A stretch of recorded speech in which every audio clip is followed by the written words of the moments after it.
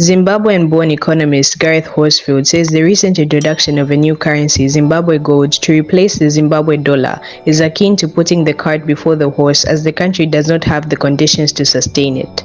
Welcome back to Zim News Live YTS, where we give you latest updates about what's transpiring in Zimbabwe. Before you go any further, don't forget to like, subscribe, and turn on the notification bell so that you don't miss any updates from our channel.